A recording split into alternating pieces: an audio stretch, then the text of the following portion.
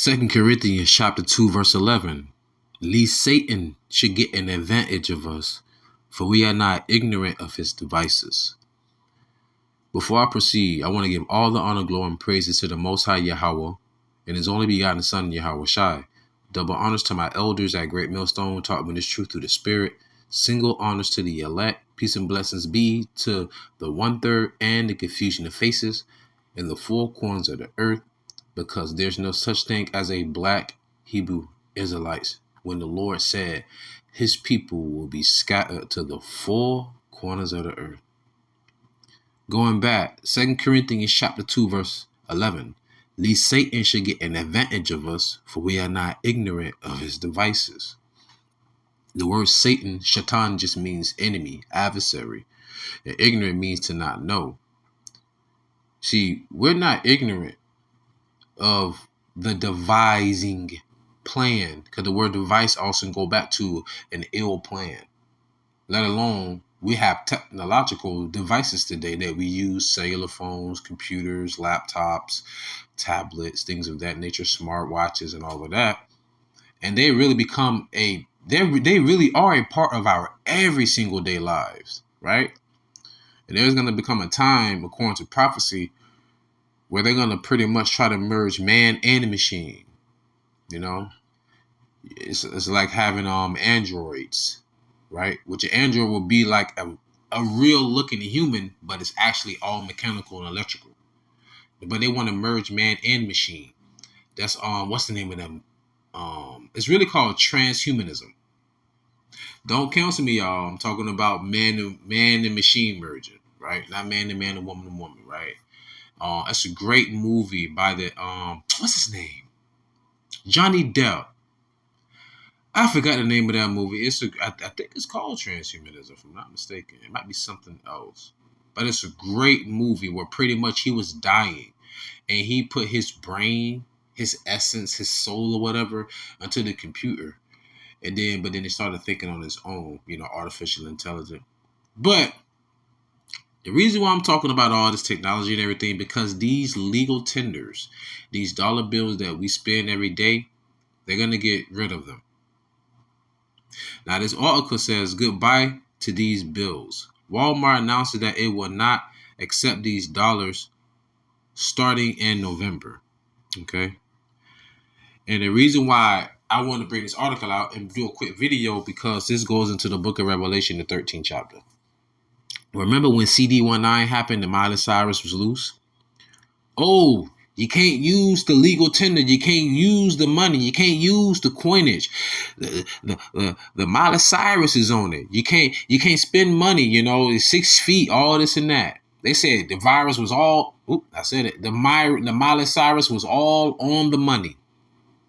What they was telling you? Oh, they're collecting all the coins and collecting all the dollars. Trying to take it out of circulation.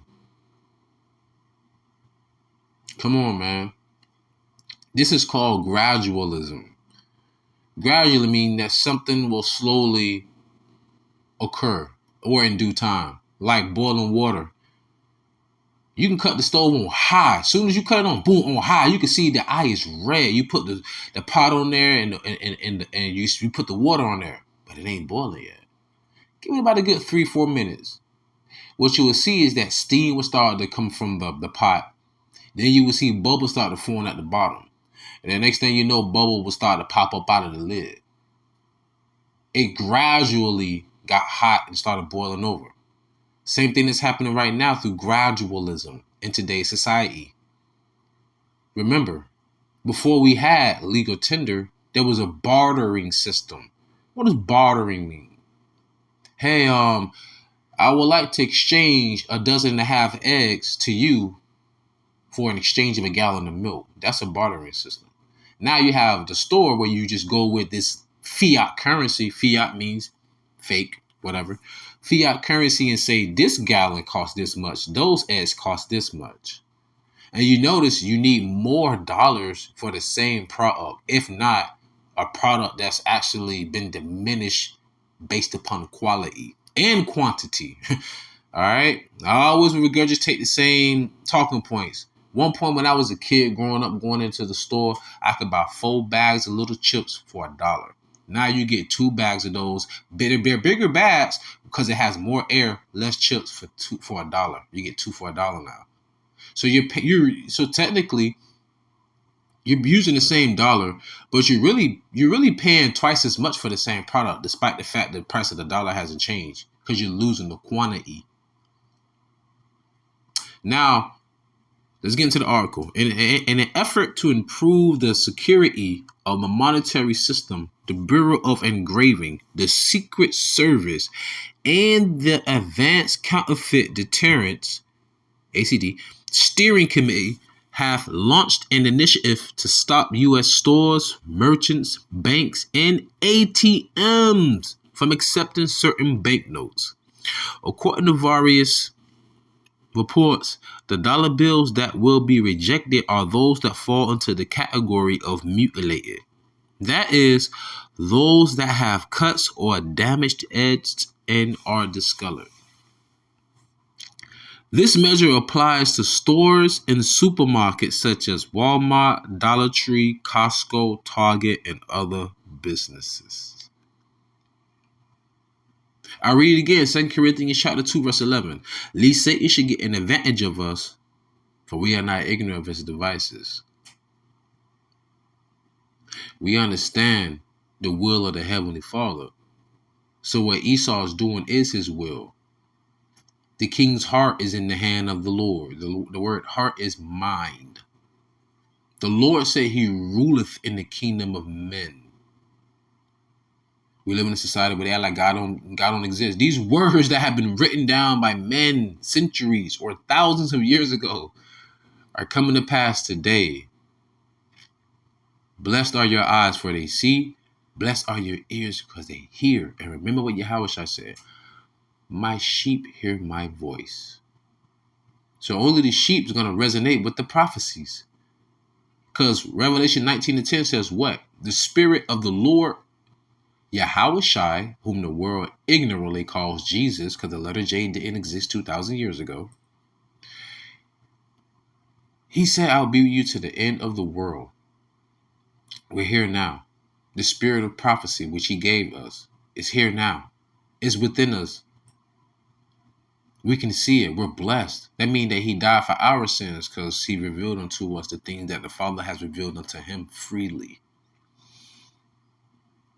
And hence, this article is going to also usher in this prophecy. Revelation chapter 13, verse 16 through 18. And he causeth all, both small and great, rich and poor, free and bond.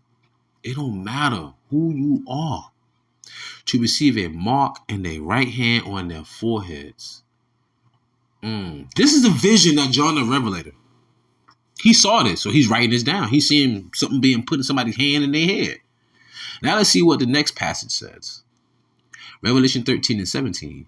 And that no man might buy or sell. This is talking about commercing, business, save he that had the mark, or the name of the beast, or the number of his name.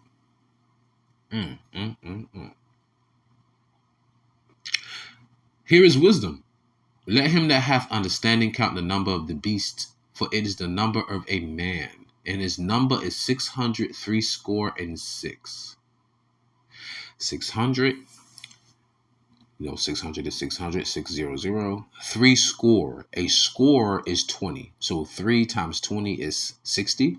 So that's 66. 0 has no value.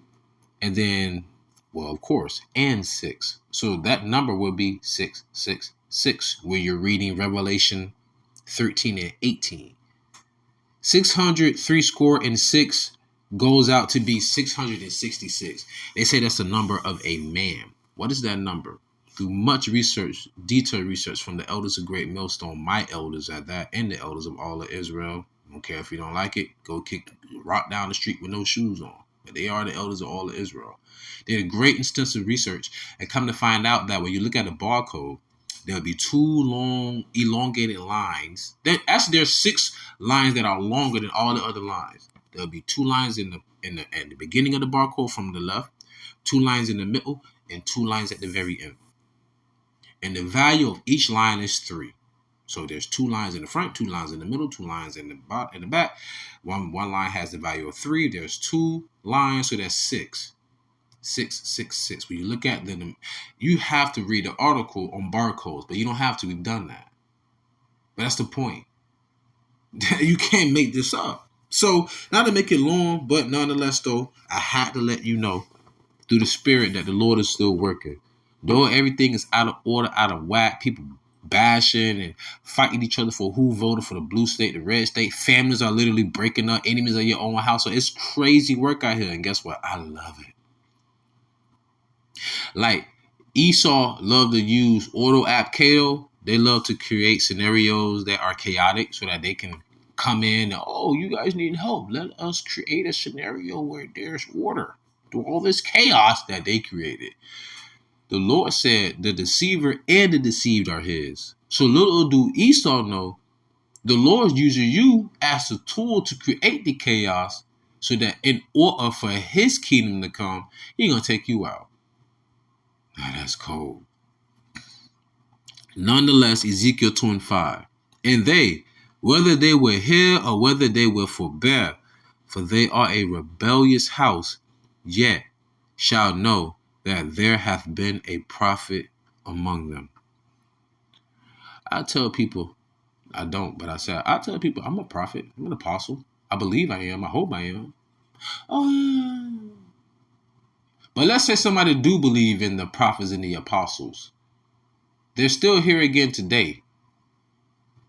Question is, how would you know or determine who a prophet or an apostle is? That right there will only be determined by the spirit of discernment. So with that being said, I hope that you can discern the times we're living in. Keep your head above water. There's sharks out there waiting for a nick for you to bleed and devour you. I truly pray you will edify and fed, stay in the spirit, don't fear it, just endure it.